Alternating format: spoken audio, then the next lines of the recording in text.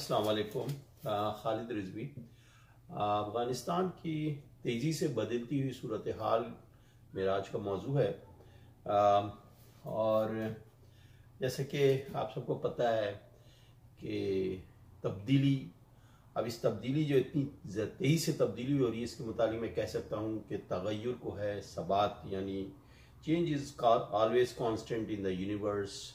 और दुनिया में भी तब्दीली जो है, तो बड़ी बड़ी तहजीबें ख़त्म हो गई, चाहे वो बाबुल हो, नेनवा हो, यूनान, और इसी तरह से मोहनजोदड़ो और हड़प्पा वगैरह वगैरह, ये सारी तहजीबें भी थीं और इसके कुछ आसार अब मिलते हैं और वो ख़त्म हो गई।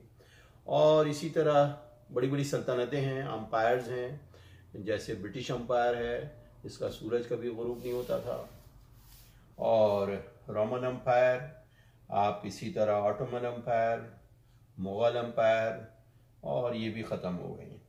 दुनिया के मशहूर मौरिख़ हैं इब्न खल्दून, वो कहते हैं कि उरूज, हर उरूज को ज़वाल है, और वो सल्तनतें 3 सदियों से ज़्यादा नहीं रह पाती हैं।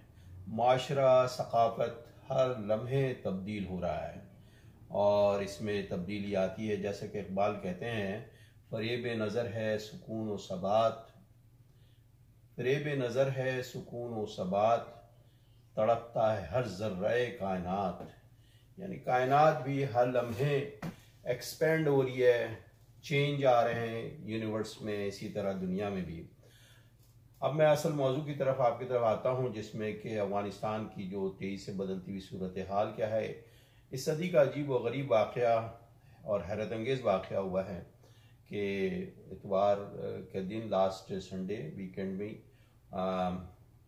तालिबान ने काबुल पे अपना यानी टेक ओवर कर लिया। जो कब्ज़ा था वो कब्ज़ा छुड़ाया है, जिसमें तरबियत याफ्ता अफ़गानी फ़ौजें जो पपेट थीं, वो कहीं से भी उन्होंने कोई मज़ाहमत नहीं किया, और सदर अब्दुल गनी तैयारे से वो गायब हो गए, भाग गए। इसी तरह अमरीकी फ़ौजों का जो इवैक्यूएशन था, वो भी इतना अफरा तफरी के आलम में हुआ है कि वो बिल्कुल ऐसा लगा जैसे कि सैगोन की तारीख़ दोहराई गई है। जिस तरह 1975 में 20 साल के बाद वियतनाम से निकलना पड़ा है, और बिल्कुल वही मंज़र आज भी नज़र आया। मैं इस सिलसिले में इस वक्त एक बहुत काफ़ी मशहूर तज्ज़ियाकार जो अमेरिकन्स हैं, उनकी कुछ तज्ज़िये पेश करना चाहता हूँ, जो बिल्कुल उन्हीं के, जिसमें नंबर 1 है एरिक मार्गुलिस। एरिक मार्गुलिस की एक मशहूर किताब है war at the top of the world. Eric ने एक मजमून लिखा है, उसमें ग्रेव यार्ड ऑफ एम्पायर्स के नाम से, जो लेटेस्ट उनका मजमून था। और फिर वो कहते हैं कि इसमें यानी अफ़गानिस्तान से रूस भी इसी तरह से, वो भी, उसको भी निकलना पड़ा, और इस तरह अमेरिका को भी शिकस्त हुई। 20 साल की जंग में जो नुकसान है उसको बहुत ज़्यादा उन्होंने हाईलाइट किया है तकरीबन, और उसकी फिगर्स इस तरह दिए हैं कि तकरीबन $2 ट्रिलियन, और फिर उसके अलावा मिलियंस ऑफ जो 100 मिलियंस ऑफ सिर्फ सीक्रेट पेमेंट जो होती है वो है, और कैजुअल्टीज़ 31,376 है, 158 कनाडा की है, 456 यूके की है, ये एक अंदाज़ा है। और इसी तरह अफ़गान जो लोग हैं उनकी जो कैजुअल्टीज़ हुई है 100,000 से लेके 1 मिलियन तक। तो ये सारी उन्होंने इस 20 साल के जंग के दौरान जो नुकसानात हुए हैं वो उन्होंने बताया। इसके अलावा ये लिखते हैं, एक ट्वीट करते हैं, लाइक इट और नॉट, 17 अगस्त को, Taliban is Afghanistan, Taliban is Afghans true independent movement, Taliban is Afghanistan true independent movement. ये आज के 17 अगस्त की इनकी ट्वीट है। और साथ में वो कोट कहते हैं कि अमेरिकाज फादर बेंजामिन फ्रैंकलिन जो कहते थे,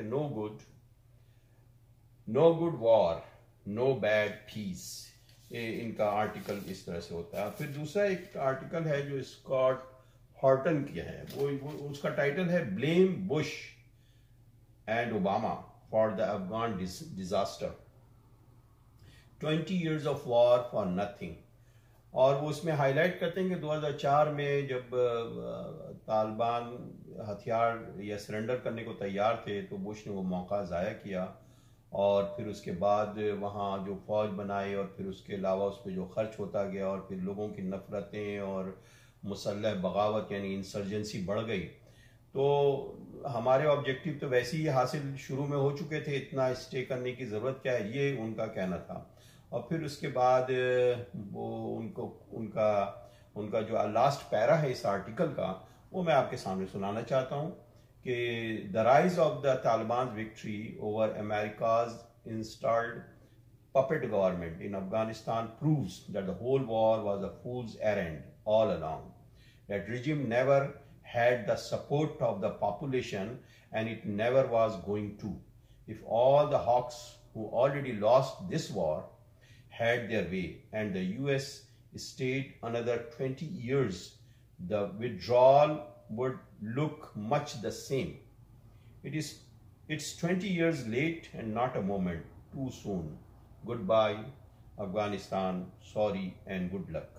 ये उनका आखिरी लफ्ज़ था जो उन्होंने इस पे स्कॉट हार्टन ने जो अपना आर्टिकल लिखा है। उसके अलावा एक और हैं डॉग बैंडो, वो कहते हैं, उनका टाइटल है as America's imperial ambitions collapse, Washington should ask who lost Afghanistan. और वो इसमें आगे कहते हैं Biden concluded the 20 years enough, it was brave decision. वो बाइडेन की तारीफ कर रहे होते हैं। Although the speedy collapse was shocking. उसके बाद ये एक रॉन पॉल हैं जो बहुत पुराने कांग्रेस के रिप्रेजेंटेटिव्स हैं, काफ़ी लंबे पीरियड तक हो रहे हैं। वो इसको टाइटल करते हैं इस वाक़े को, Kabul has fallen but don't blame Biden. This Weeknd the US experienced another Saigon moment. This time in Afghanistan after 20 years of war that drained trillions from Americans' pockets. The capital of Afghanistan fall without a fight. आगे जाकर एक मुख्तलिफ बात वो कहते हैं जो सच है और वो और दूसरे आर्टिकल्स लिखने वाले से मुख्तलिफ है। American citizen must also share some blame until more Americans rise up and demand pro-America non-interventionist foreign policy. They will continue to get fleeced by war profiteers.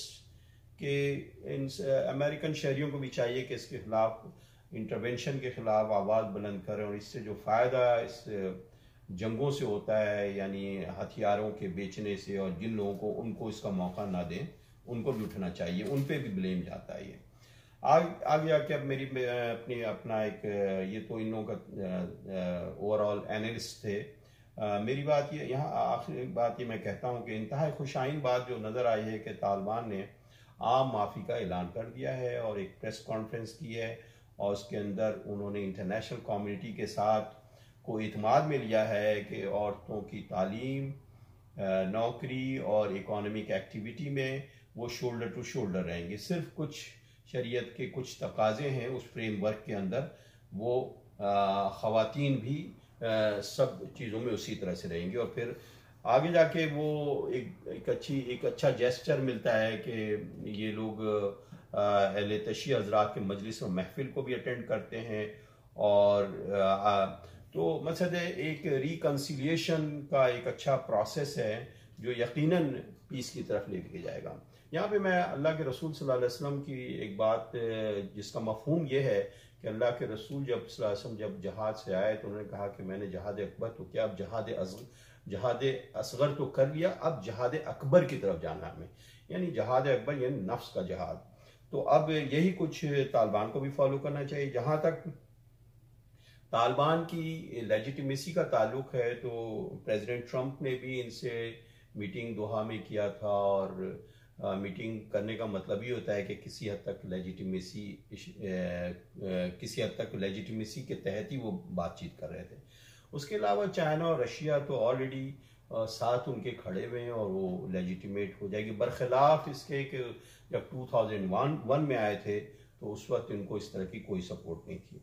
उम्मीद है कि अफगानिस्तान खाना जंगी से का शिकार ना हो, और तालिबान की हुकूमत पीस और रिकन्सिलिएशन की तरफ जाए और इसमें कामयाब हो किसी तरह, क्योंकि इस्लाम जो है अमन व आशती का मजहब है।